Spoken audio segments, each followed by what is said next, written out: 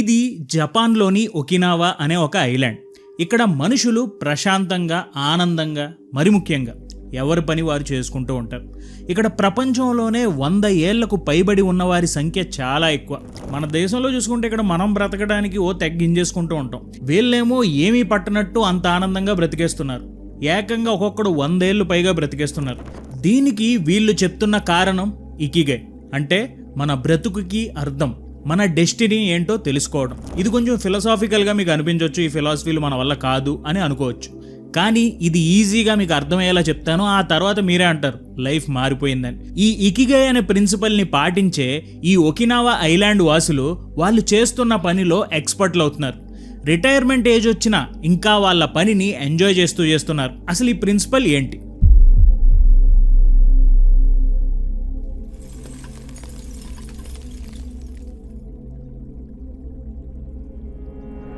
Hi friends, ఎలా ఉన్నారు? ఈరోజు వీడియోలో మనం 3 జపనీస్ ప్రిన్సిపల్ తెలుసుకుందాం. ఒకటి ఇకిగై, రెండోది గన్బత్తే, మూడోది కైజన్. సో ముందు ఇకిగై గురించి తెలుసుకుందాం. ఈ ఇకిగై ప్రిన్సిపల్తో ఒకినావా వాళ్ళు పొద్దున్నే ఎలాంటి అలారం లేకుండా లేవచ్చు అని చెప్తున్నారు. ఎందుకంటే నీ జీవితంలో నువ్వు ఏం చెయ్యాలి అనే క్లారిటీ నీకు ఉంటే ఆటోమేటిక్గా మీ బ్రెయినే మిమ్మల్ని పొద్దున్నే లేపుతుంది. మీరు అనుకోవచ్చు అసలు ఎలా కుదురుతుంది, ఈ ఇకిగై అంటే ఏంటి? ఒకినావాలో ఉండేవారు అందరికీ ఇకిగై ఉంటుందని నమ్ముతారు. వాళ్ళ లైఫ్ పర్పస్ ఏంటో వాళ్ళకి ముందే తెలుసు. అలాగే మనకు కూడా జీవితంలో ఏదో ఒకటి చెయ్యాలి అనేది ఉంటుంది, కానీ దాన్ని గుర్తించడం రాక మనం ఆగిపోతాం. కానీ ఒకినావా వాళ్ళు ఏం చేస్తారంటే వాళ్ళ లైఫ్ పర్పస్ని గుర్తించి పూర్తిగా ఆ పనిలో నిమగ్నం అయిపోతారు. మరి మనం ఇకిగైని ఎలా గుర్తించాలి? దీనికి 4 ప్రైమరీ ఎలిమెంట్స్ ఉంటాయి. ఒకటి, వాట్ యు లవ్, అంటే మీకు బాగా ఇష్టమైనది, మీరు చెయ్యాలనుకుంటున్నది, మీ ప్యాషన్ ఉన్నది ఏంటి. రెండోది, what you are good at, మీరు ఏ పని చేయడంలో మీకు స్పెషాలిటీ ఉంది అని అనుకుంటున్నారు. 3, what you can get paid for, ఏ పని చేస్తే నీకు బ్రతకడానికి డబ్బులు వస్తాయి. 4, వాట్ ద వరల్డ్ నీడ్స్, ఈ ప్రపంచానికి ఏం అవసరం. ఇలా ఈ 4 క్వశ్చన్స్కి ఒక ఇంటర్సెక్టింగ్ ఆన్సర్ని మీరు వెతికి పట్టుకుంటే అదే మీ లైఫ్ పర్పస్ అని ఇకిగై ప్రిన్సిపల్ చెప్తుంది. అంటే ఉదాహరణకి మీరు ఒక ఆర్టిస్ట్ అవ్వాలి అని అనుకుంటున్నారు. ఇక్కడ మీకు ఆర్ట్స్ గీయటం, ఒక బొమ్మ గీయటం అంటే చాలా ఇష్టం. ఈ జాబ్ మీకు మంచి ఆనందాన్ని ఇస్తుంది. కానీ ఈ జాబ్లో మీకున్న స్పెషాలిటీ ఏంటనేది తెలుసుకోవాలి. అంటే మీకు పెన్సిల్ ఆర్ట్ గీయటంలో స్పెషాలిటీ ఉంది, పెన్సిల్ ఆర్ట్ గీయటంలో మీకు సాటిస్ఫాక్షన్ కూడా ఉంది. కానీ ఇవన్నీ గీసి మీ దగ్గర పెట్టుకుంటే మీకు ఏం ఉపయోగం ఉంది? మీకు డబ్బులు ఎలా వస్తాయి? దీంతో మీరు డబ్బు ఎలా సంపాదించవచ్చు? మనం గీసిన ఆర్ట్ని ఎగ్జిబిట్ చేసి దానికి ఎంత ప్రైజ్ అని పెడితే మనకి డబ్బులు వస్తాయి. లేదా ఆన్లైన్లో మనం అమ్మేయచ్చు, లేదా యూట్యూబ్ ఛానల్ పెట్టి రోజుకు ఒక ఆర్ట్ గీసి మనం డబ్బులు సంపాదించవచ్చు. కానీ ఇక్కడ మనకి ఏదో తెలియని ఎంప్టీనెస్ ఉంటుంది. అంటే డబ్బు కోసమైనా ఈ పని చేస్తున్నాను అనే ఫీలింగ్ ఉంటే మనం ఎక్కువగా పని చేయలేం. దానికి ఏదో ఒక అర్థం ఉండాలి. అదే వాట్ ద వరల్డ్ నీడ్స్, అంటే అసలు ప్రపంచానికి ఎలా ఇది ఉపయోగపడుతుంది, మన ఆర్ట్తో ఈ ప్రపంచానికి ఉపయోగపడేలాగా మనం ఏం చేయొచ్చు, జనాల్ని ఆలోచింపజేసేలాగా మన ఆర్ట్ ఉండొచ్చు. చాలామంది మీ ఆర్ట్లో ఒక మీనింగ్తో కనెక్ట్ అయ్యి వాళ్ళు ఇన్స్పైర్ అవ్వచ్చు. చాలామంది మీ ఆర్ట్ని చూసి ఆనందపడవచ్చు. చాలామంది మీ ఆర్ట్ని చూసి వాళ్ళలో కొత్త మోటివేషన్ తీసుకురావచ్చు. సో ఇక్కడ కనుక మీరు చూస్తే ఈ 4 సర్కిల్స్ ఒక ఇంటర్సెక్షన్లోకి వస్తున్నాయి. దీనినే, ఈ సెంటర్లో ఉన్న ఇంటర్సెక్షన్నే ఇకిగై అంటారు. అంటే మీ ప్యాషన్, మీ స్పెషలైజేషన్, మీ ప్రొఫెషన్, అలాగే మీ సొసైటీ అన్నిటినీ బ్యాలెన్స్ చేసేలా ఉండేదే మీ డెస్టినీ, మీ ఇకిగై. ఒకినావా వాళ్ళు ఏమంటారంటే ఇకిగై అనేది నీకు ఉంటే అది నిన్ను రోజు ఉదయాన్నే లేపేస్తుంది. మీ జీవితంలో మీరు ఏం చేయాలో మీకు తెలిసినప్పుడు రోజు లేవడానికి కారణాలు వెతుక్కోరు. ఈ ఇకిగైయే మీకు ఒక కారణం ఇచ్చేస్తుంది. ఈ ఇకిగై వల్ల ఒకినావా వాళ్ళు చేసే పనుల్లో మంచి కాన్సన్ట్రేషన్తో చేస్తారు. ఆ పని చిన్నదా పెద్దదా అని కాకుండా ఆ పనిలో ఎక్స్పర్టీస్ వాళ్ళు సంపాదిస్తున్నారు. అండ్ దీనివల్ల వాళ్ళు ఆయుష్ కూడా పెంచుకుంటున్నారు. ఎందుకంటే ఇకిగై ద్వారా తెలుసుకున్న మీ ఉద్యోగాన్ని మీరు హ్యాపీగా చేసుకుంటారు. అండ్ ఇందులో మీకు రిటైర్మెంట్ అనేది ఉండదు. ఒకవేళ ఈ ఒకినావా వాళ్ళు రిటైర్ అయినా కూడా వాళ్ళ ఇకిగైని వాళ్ళు ఫాలో అవుతూనే ఉంటారు. అందుకే వీళ్ళకి చింతలు, బాధలు ఎలాంటివి ఉండకపోవడంతో ఎక్కువ కాలం బ్రతుకుతున్నారు. ఇలా హ్యాపీగా బ్రతకడానికి స్ట్రెస్ లేకపోవడం ఒక మేజర్ కారణం. స్ట్రెస్ ఎక్కువగా ఉండడం వల్ల మన బాడీలో ఒక ఇన్ఫెక్షన్ వచ్చినప్పుడు ఎలా అయితే వైరస్ రిలీజ్ అవుతాయో, బాగా స్ట్రెస్లో ఉన్నప్పుడు కూడా మన బాడీలోకి యాంటీబాడీస్ అలాగే రిలీజ్ అవుతాయి. దీనివల్ల మనం త్వరగా అలిసిపోతాం. ఈ స్ట్రెస్ ఎక్కువ అయ్యే కొద్దీ మన శరీరం కూడా త్వరగా ఏజ్ అయిపోతుంది. అందుకే ఒకినావా వాళ్ళు ఎక్కువగా స్ట్రెస్ అవ్వరు. వాళ్ళ పని మీద వాళ్ళు ఫుల్ క్లారిటీతో ఉంటారు. అన్ని పనుల్లో ఎక్స్పర్ట్ అవ్వాలని చూడరు. వాళ్ళకి తెలిసిన ఒక్క పనిలో ఎక్స్పర్ట్ అయితే చాలు అని అనుకుంటారు. ఒకినావా వాళ్ళు ఇకిగై ద్వారా స్ట్రెస్ లెవెల్స్ని ఎలా తగ్గించుకుంటున్నారు? ఇకిగై ద్వారా వాళ్ళు ఏ పని చేయాలో కనుక్కున్నాక ఆ పనిలో ఒక ఫ్లోలో పడిపోతారు. ఉదాహరణకి మీరు క్రికెట్ ఆడుతున్నారు, చాలా ఇంట్రెస్టింగ్ గేమ్లో ఉన్నారు. అప్పుడు మీరు ఒక ఫ్లో స్టేట్లో ఉంటారు. టైం ఎంత అవుతుంది, ప్రపంచంలో ఏం జరుగుతుంది, ఇంట్లో అమ్మాయి కూర ఉండింది, ఇలాంటి డిస్ట్రాక్షన్స్ అసలు ఏం ఉండవు. తన పూర్తి కాన్సన్ట్రేషన్ మ్యాచ్ మీదే వాళ్ళు పెడతారు. దీనివల్ల అతను ఎంత కష్టపడుతున్నా సరే కష్టపడుతున్నా అనే ఫీలింగ్ వాళ్ళకు ఉండదు. అంటే స్ట్రెస్ అవుతున్నా అని అస్సలు అనుకోరు.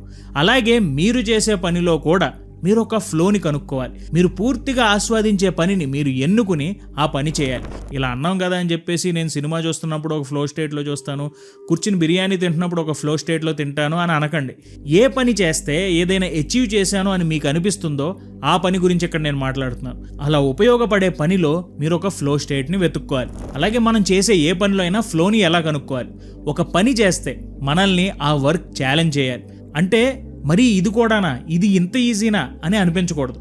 అలాగే అమ్మో ఎంత కష్టమా అని కూడా అనిపించకూడదు. మనకి ఈ పని ఎలా చేయాలో తెలుసు, కానీ ఇది చేయడంలో ఒక ఛాలెంజ్ కూడా ఉంది అని అనిపించాలి.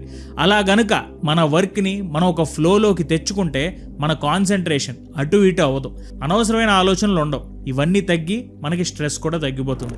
సో మీరు కనుక ఇంకా ఏం చేయాలి, ఎలా చేయాలని ఆలోచిస్తుంటే ఈ ఇకిగై ప్రిన్సిపల్ ద్వారా మీ డెస్టినీలో ఉన్న వర్క్ ఏంటో గుర్తించి ఆ వర్క్లో ఒక ఫ్లో వెతుక్కుని ఎటువంటి స్ట్రెస్ లేకుండా హ్యాపీగా ఉండండి. అలాగే మీరు గనక మీ ఇకిగై తెలుసుకున్నాక దాని వెనుక ఒక బలమైన మోటివేషన్తో పని చేయాలి అని ఆలోచిస్తుంటే నెక్స్ట్ పాయింట్ వినండి, అదిరిపోతుంది.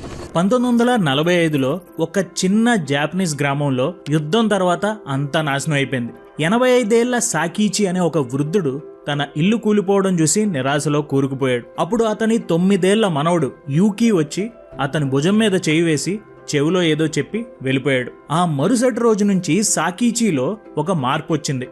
రోజు ఒకే ఇటుక ఒకే చెట్టు కొమ్మ తీసుకుని ఇల్లు మళ్లీ కట్టడం మొదలుపెట్టాడు. రోజులు నెలలు సంవత్సరాలు గడిచాయి. యూకీ పెరిగాడు. సాకీచి 103 ఏళ్లు బ్రతికాడు. అండ్ అతను కట్టిన ఇల్లు గ్రామంలో అందరినీ ఆశ్చర్యానికి గురి చేసింది. ఆ గ్రామంలో ఉన్న వాళ్ళు అలాగే బయట గ్రామాల వాళ్ళు కూడా సాకీచి కట్టిన ఇల్లును చూడటానికి వచ్చేవారు. ఇంతకీ ఆ 9 ఏళ్ల పిల్లాడు తన తాతకి చెవిలో ఏం చెప్పాడో తెలుసా?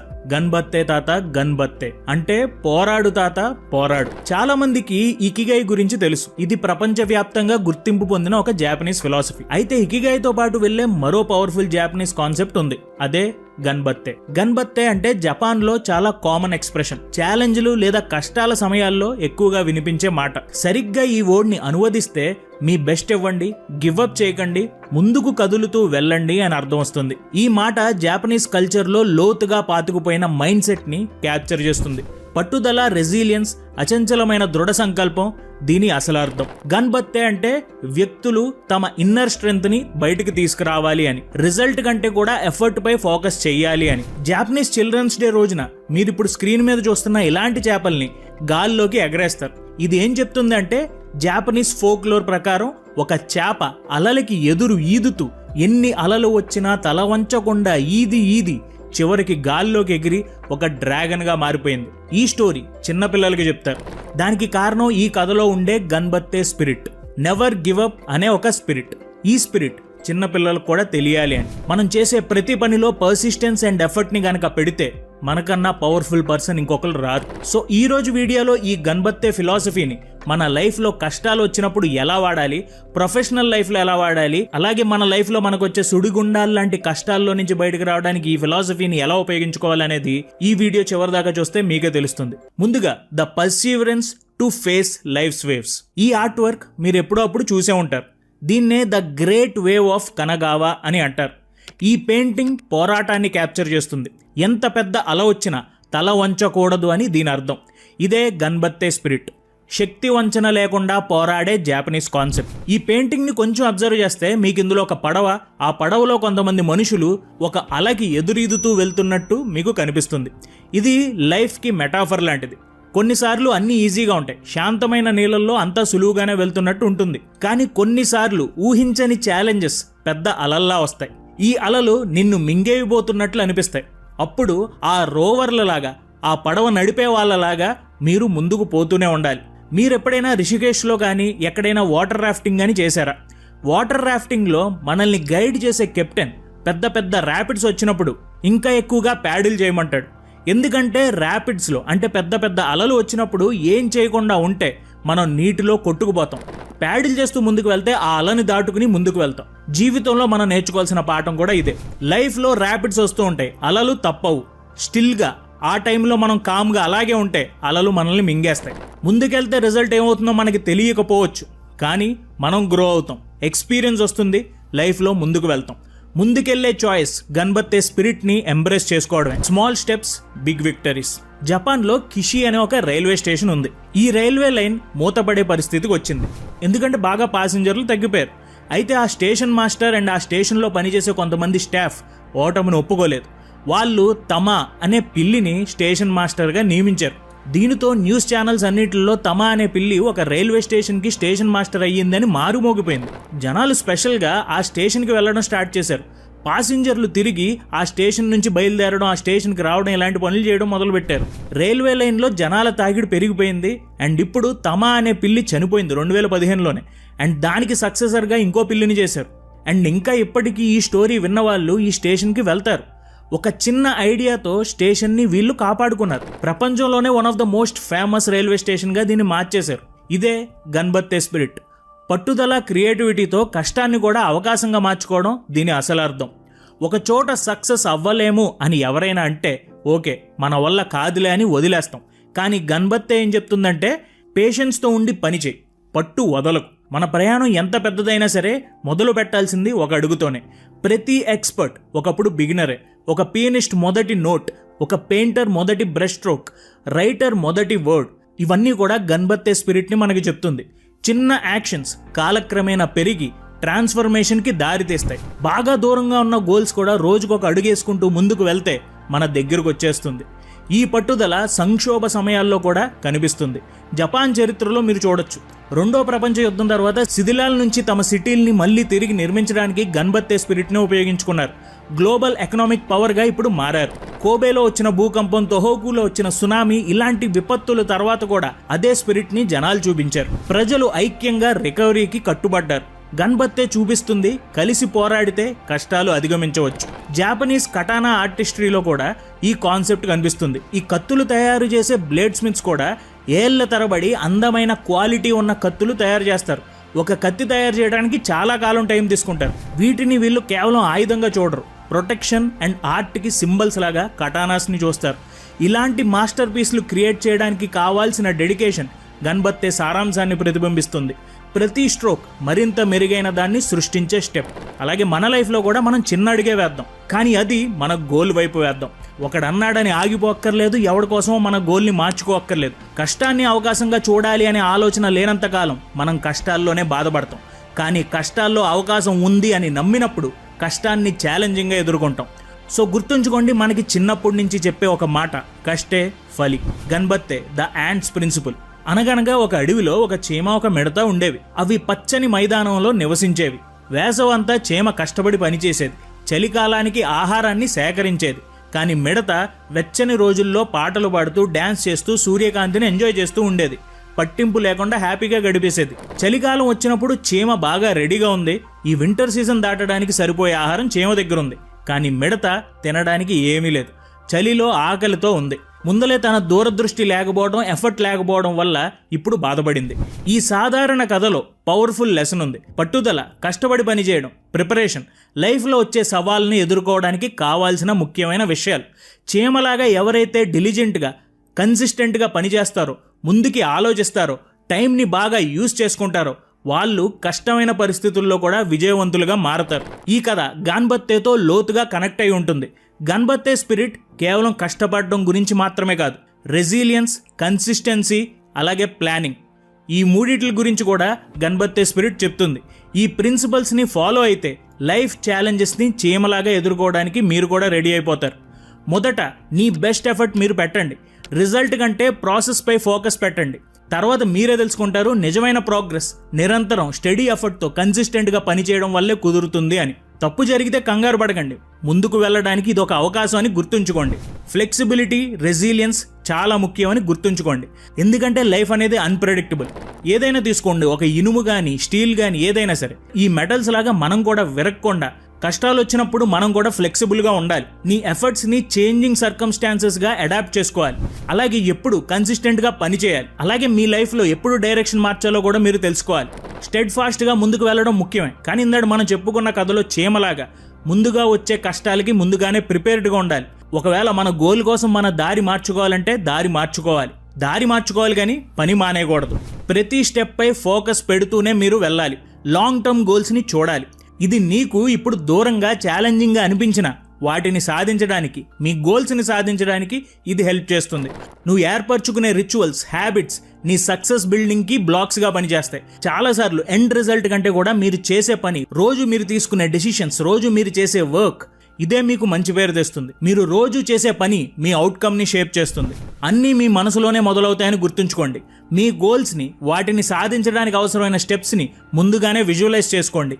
ఇలా మీరు డైలీ చేయడం వల్ల మీ గోల్స్ రియాలిటీగా మారతాయి. మీరు వెళ్ళే ఎండ్ గోల్ కంటే కూడా మీరు చేసే జర్నీ మీద మీరు ఎక్కువగా ఫోకస్డ్గా ఉండండి. దారిలో పొందే ఎక్స్పీరియన్సెస్, లెసన్స్ డెస్టినేషన్ కంటే కూడా చాలా వాల్యుబుల్. అండ్ చివరిగా, ఈ వీడియో అయిపోయిన వెంటనే యాక్షన్ తీసుకోండి. అవకాశం వచ్చిన వెంటనే ఆహారం సేకరించడం మొదలుపెట్టే చీమలాగా మీ గోల్స్ వైపు ఆలస్యం లేకుండా పనిచేయడం మొదలుపెట్టండి. గన్బత్తే స్పిరిట్ని పట్టుదల, ఆప్టిమిజంతో ఎంబ్రేస్ చేసుకోండి.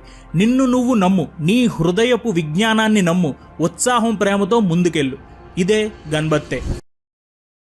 రెండవ ప్రపంచ యుద్ధం తర్వాత జపాన్ దేశంలో ఎన్నో సంక్షోభాలు మొదలయ్యాయి. హిరోషిమా, నాగసాకి దాడులు ఇవన్నీ కూడా జాపనీస్ వాళ్ళని చాలా లోతుగా హర్ట్ చేశాయి. సో ఎలా మళ్ళీ ట్రాక్లోకి రావాలి, ఎలా తిరిగి పుంజుకోవాలి అనే ప్రశ్నకి సమాధానంగా వాళ్ళకి కనిపించిన ఫిలాసఫీనే కైజన్. అంటే ఒకేసారి దేశాన్ని లాభాల బాట పట్టించాలనే అతి ఆలోచన కాకుండా రోజు ఇంప్రూవ్మెంట్తో, ప్రతిరోజు డెవలప్మెంట్తో, ఇండివిజువల్ డెవలప్మెంట్తో మనల్ని మనం ముందుకు తీసుకువెళ్ళాలి అనే ఆలోచనని ఇచ్చిన ఫిలాసఫీ కైజన్.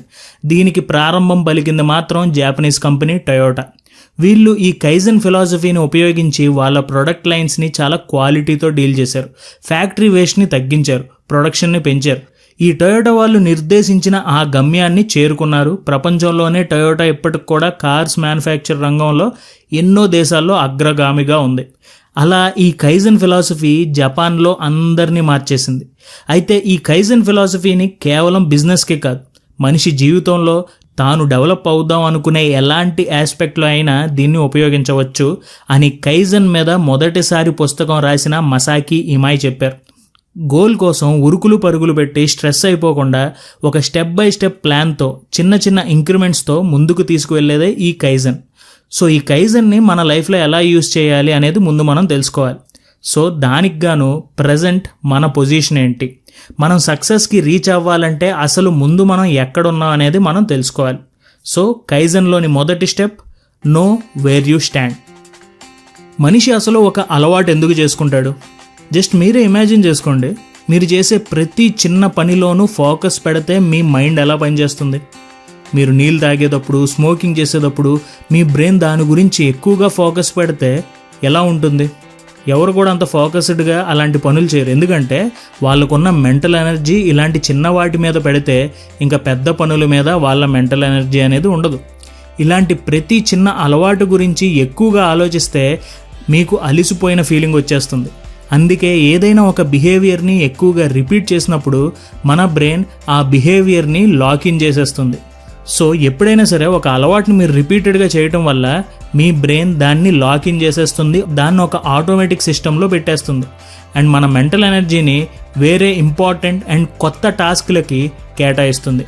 సో లాకిన్ వల్ల అడ్వాంటేజ్ ఇది. కానీ ఈ లాకిన్ వల్ల ఇంకొక డిసడ్వాంటేజ్ ఉంది. అదేమిటంటే ఆ అలవాటు బ్యాడ్ హ్యాబిట్ అయితే దాన్ని వదులుకోవటం కష్టం. For example smoking, drinking, alcohol ఇలాంటి అలవాట్లు మనం కొంచెం స్ట్రెస్ అయినా, కొంచెం బ్రేక్ వచ్చినా మన బ్రెయిన్ వెంటనే స్మోక్ చేయనే సిగ్నల్ ఇస్తుంది. సో ఇది రిపీటెడ్గా చేయడం వల్ల, అంటే మనకి బ్రేక్ వచ్చినప్పుడల్లా స్మోకింగ్ చేయడం వల్ల స్మోకింగ్ అనేది మన బ్రెయిన్కి ఒక లాక్ ఇన్ హ్యాబిట్గా మారిపోతుంది. సో ఎప్పుడైనా సరే లైఫ్లో స్ట్రెస్ అని కొంచెం అనిపించినా స్మోకింగ్ చేయాలి అనే బలమైన కాంక్ష మనకు మొదలవుతుంది. అందుకే ఈ కైజన్ ఫిలాసఫీలో మొదటి స్టెప్ అసలు మనకున్న హ్యాబిట్స్ ఏంటి, మన లైఫ్ స్టైల్ ఎలా ఉంది అనే ఐడియా మనకు ఉండాలి. సో ఒక పెన్ అండ్ పేపర్ తీసుకోండి, హోమ్, హెల్త్, కెరియర్, రిలేషన్షిప్స్ ఇలా కేటగిరైజ్ చేసుకోండి. మీకు ఇంకా వేరే ప్రిఫరెన్సెస్ ఉంటే అవి కూడా ఇందులో చేర్చండి. అండ్ ప్రతి కేటగిరీలో మిమ్మల్ని మీరే ప్రశ్నించుకోండి. ఉదాహరణకి హెల్త్ కేటగిరీనే తీసుకుంటే మీకున్న అలవాట్లతో ఆరోగ్యంగా ఉన్నారా, మీకున్న అలవాట్లతో ఆనందంగా ఉన్నారా, మీకేమైనా గుడ్ హ్యాబిట్స్ ఉన్నాయా, ఏమైనా బ్యాడ్ హ్యాబిట్స్ ఉన్నాయా, అన్నీ చాలా హానెస్ట్గా రాసుకోండి. అలాగే కెరియర్ పరంగా మీరు చేస్తున్న ఉద్యోగంతో మీరు ఆనందంగా ఉన్నారా, ఈ ప్రజెంట్ జాబ్ నుంచి ఏమైనా మారదాం అనుకుంటున్నారా, అయితే ఆ జాబ్ ఏంటి, ఆ జాబ్ కోసం మీరు ఎలాంటి అలవాట్లు చేసుకోవాలి, ఎలాంటి అలవాట్లు వదిలేయాలి, ఇలా ప్రతి కేటగిరీలోనూ రాసుకుంటూ వెళ్ళండి. మీ ప్రాబ్లం ఏంటి, మీ హ్యాబిట్స్ ఏంటి, ఏ అలవాట్లు మీరు అలవాటు చేసుకోవాలి, ఏ అలవాట్లు వదిలేసుకోవాలి, కొంచెం టైం పట్టినా పర్లేదు కానీ మొత్తం అంతా రాయండి. ఇలా రాసుకున్నాక మీకు మీ మీద ఒక ఐడియా వచ్చేస్తుంది, మీ గోల్ ఏమిటో మీకు అర్థమవుతుంది. అప్పుడే next step, plan your actions. మనుషులకు ఉండే మోటివేషనల్ సిస్టమ్ చాలా గందరగోళంగా ఉంటుంది. అదొక్కసారి ట్రిగర్ అవుద్ది, మళ్ళీ ఎప్పటికోగానే అవదు. దానికి ఎప్పుడూ ఏదో ఒక రివార్డ్ అనేది ఇస్తూ ఉండాలి. కొంతమంది స్వీట్స్ ఎక్కువ తింటారు, ఎందుకంటే అది తిన్నాక టేస్ట్ బడ్స్కి వెంటనే ఆ షుగర్ టేస్ట్ తగులుతుంది, వెంటనే ఆ మోటివేషనల్ సిస్టమ్కి ఒక రివార్డ్ వస్తుంది. అందుకే ఎప్పుడు మన మైండ్లో స్వీట్ తిను అనే ట్రిగర్ వెంటనే వస్తూనే ఉంటుంది. మీరే ఆలోచించండి, ఎప్పుడైనా మీ మైండ్లో కాకరకాయ తిను ఆరోగ్యానికి మంచిది అనే ట్రిగర్ వస్తుందా? రాదు. ఎందుకంటే గుడ్ హ్యాబిట్స్కి రివార్డ్ వెంటనే ఉండదు. సో మన బ్రెయిన్కి ఈ మంచి అలవాట్లు చాలా బోరింగ్గా అనిపిస్తాయి. అందుకే కైజన్ అనే ఫిలాసఫీతో స్టెప్ బై స్టెప్ మనం ముందుకు వెళ్ళాలి. రచయిత ఏమంటారంటే, కూర్చుని ఆలోచించండి, మీ గోల్ వైపు వెళ్ళడానికి ఇప్పుడు చేయగల అతి చిన్న పని ఏమిటి. మీరు ఇప్పుడు డైట్ చేద్దాం అనుకుంటున్నారు, ఒక 10 కేజీలు తగ్గుదాం అనుకుంటున్నారు. దానికోసం ఈ 2 రోజులు, కేవలం ఈ 2 రోజులు మాత్రమే మీరేం చేయగలరో ఆలోచించండి. వెజిటేబుల్స్ తినడం, ఫ్రూట్స్ తినడం, ఏదైనా ఒక హెల్తీ రెసిపీ తీసుకుని తయారు చేసుకుని తినడం, ఇలాంటి చిన్న చిన్న స్టెప్స్ ఏం చేయగలరో ఆలోచించండి. దీనికన్నా ఇంకా చిన్న స్టెప్ ఉంటే అదే చేయండి. అది ఎంత చిన్న స్టెప్ అవ్వాలంటే అది చేయడం వల్ల మీకు పెద్దగా ఏమీ ప్రాబ్లం ఉండకూడదు, ఎలాంటి డిస్టర్బెన్స్ కూడా ఉండకూడదు. ఇలా దాన్ని డైలీ ఫాలో అవుతూ ఒక రొటీన్గా మార్చుకుని మీ మైండ్కి, మీ మోటివేషనల్ సిస్టమ్కి పెద్ద శ్రమ ఇవ్వకుండా ఆ రొటీన్ని ముందుకు తీసుకువెళ్ళండి. సో మీ గోల్స్ ఏంటి, ఆ గోల్ కోసం ఇప్పుడు మీరు తీసుకోగల వెరీ స్మాల్ స్టెప్ ఏమిటి అనేది ఆలోచించండి. అప్పుడు మీరు కైజన్ జర్నీలోకి వచ్చేసినట్టే. నెక్స్ట్, సెట్ ఏ టైం ఫ్రేమ్. ఇప్పుడు మన మెయిన్ గోల్ ఏమిటో మనం తెలుసుకున్నాక ఆ గోల్ని మనం 3 భాగాలుగా విభజించాలి. Short term goal, medium term goal, long term goal. ఇప్పుడు మీరు వంట నేర్చుకుందాం అని అనుకుంటున్నారు, ఇది లాంగ్ టర్మ్ గోల్. సో ముందు ఒక షార్ట్ టర్మ్ గోల్ని ప్లాన్ చేసుకోండి. అదేంటంటే యూట్యూబ్లో ఒక ఛానల్ అనుకుని ఆ ఛానల్లో అతను చేసిన ఒక చిన్న రెసిపీ వీడియో చూడడం, ఇది ఒక షార్ట్ టర్మ్ గోల్. ఇప్పుడు నెక్స్ట్ మీరు రోజుకు ఒక 15 నిమిషాలు, అంతే 15 మినిట్స్లో ఏం చేయగలరో అది చేయండి. ఇది మీడియం టర్మ్ గోల్. ఈ మీడియం టర్మ్ గోల్ని రోజు చేసుకుంటూ వెళ్తే మీలో స్లోగా ఎంతూజియాజం, ఈ వంట చేయాలి అనే ఎనర్జీ పెరుగుతుంది. దీన్నే రచయిత కంటిన్యూస్ ఎంతూజియాజం అని అంటున్నారు. అంటే షార్ట్ టర్మ్ గోల్స్ని రోజు చేయడం వల్ల మీలో ఒక ఎనర్జీ వస్తుంది, ఆ పని ఇంకా ఎక్కువసేపు చేయాలి అనే ఊపు వస్తుంది. స్లోగా మనలో ఈ పని చేయాలనే ఇంట్రెస్ట్ పెరిగి 15 మినిట్స్ అలా 30 మినిట్స్ అవుతుంది. సో ఇలాంటి చిన్న షార్ట్ టర్మ్ గోల్స్ మనకు ఒక మీడియం టర్మ్ గోల్స్గా మారతాయి. ఆ మీడియం టర్మ్ గోల్స్ స్లోగా మన లాంగ్ టర్మ్ గోల్స్ని అచీవ్ చేసేలా చేస్తాయి. సో ఇలాంటి ఏ అలవాటైనా సరే, మీ గోల్ అయినా సరే, దానికి ఒక లాంగ్ టర్మ్ గోల్ పెట్టుకోండి. దాన్ని చంక్స్గా, ముక్కలుగా విభజించండి. షార్ట్ టర్మ్ అండ్ మీడియం టర్మ్స్గా విభజించి రోజు కొంత టైం ఫ్రేమ్ పెట్టుకుని మీరు ఎక్కువగా మీ మీద ప్రెషర్ పెంచుకోకుండా వెళ్ళండి. బుక్ చదవాలంటే ఒకరోజే పుస్తకం మొత్తం చదవకుండా రోజుకొక పేజ్ చదవండి. ఎప్పటికీ ఒక బుక్ చదవకుండా ఉండటం కంటే కూడా 100 రోజుల్లో 100 పేజీలు చదవడం చాలా మంచిది. కైజన్ సిద్ధాంతం సింపుల్గా ఒకటే, బేబీ స్టెప్స్తో improvement towards the long term goal. Kaizen అంటే మీకు లైఫ్ లాంగ్ జర్నీకి ఉపయోగపడుతుంది. అండ్ చివరిగా kaizen is all about you. ఏదైనా కొత్త అలవాటు చేసుకోవాలన్నా, ఏదైనా కొత్త పని చేయాలన్నా ఆ ఎగ్జైట్మెంట్ అనేది మనకు ఎప్పుడూ ఉంటుంది. ఇప్పుడే వెంటనే మొదలు పెట్టేయాలని అనిపిస్తుంది, కానీ ఏదో ఒక ఇబ్బంది కలుగుతుంది, ఆ పని చేయడం మానేస్తాం. స్లోగా ఆ పని చేయాలని ఇంక అనిపించదు. తర్వాత మనల్ని మనం తిట్టుకుంటాం, మనల్ని మనం కించపరుచుకుంటాం, మొత్తానికి ఆ పని చేయం. కానీ కైజన్ మనకి చెప్పేది ఏంటంటే చేసే పనిలో ఒక హ్యాబిట్ ఫామ్ చేసుకునేప్పుడు శాంతంగా ఓర్పుగా ఉండాలి. ఒక గోల్ రీచ్ అవ్వలేదని మనల్ని మనం తిట్టుకుంటాం కంటే కూడా మనం గుర్తుంచుకోవాల్సింది ఎవరికి వారికి చేసే పద్ధతి, చేసే స్పీడ్ అనేది ఉంటుంది. అలాగే మీకు కూడా ఉంటుంది. కానీ మీరు చేయాల్సింది ఒకటే, continuous improvement. Medium term goals చేయడం కష్టంగా ఉంటే మళ్ళీ షార్ట్ టర్మ్ గోల్స్కి రండి, అంతేగాని కంప్లీట్గా వదిలేకండి. అందరికీ ఉపయోగపడే స్పీడ్ మీకు కూడా ఉపయోగపడాలని రూల్ లేదు. ముందే అనుకున్నట్టు ఏం చేయకుండా ఉండడం కంటే కూడా ఎంతో కొంత చిన్నదైనా చేయడం మంచిది. సో ఎక్కడైనా తడబడితే ఒకసారి ఆగి మళ్ళీ ఆ చిన్న షార్ట్ టర్మ్ గోల్తో మొదలు పెట్టండి. లాంగ్ టర్మ్ గోల్ని తలుచుకుంటూ బాధపడటం కాదు, ఇప్పుడు దానికోసం చేయగల అతి చిన్న పని ఏమిటో ఆలోచించి అది చేయండి. అదే కంటిన్యూస్ ఇంప్రూవ్మెంట్. ఇంకా ఇలాంటి జాపనీస్ ఫిలాసఫీస్ మీకు కావాలి అంటే మన ఛానల్కి సబ్స్క్రైబ్ చేసుకోండి. Thank you so much for watching our videos. జై హింద్.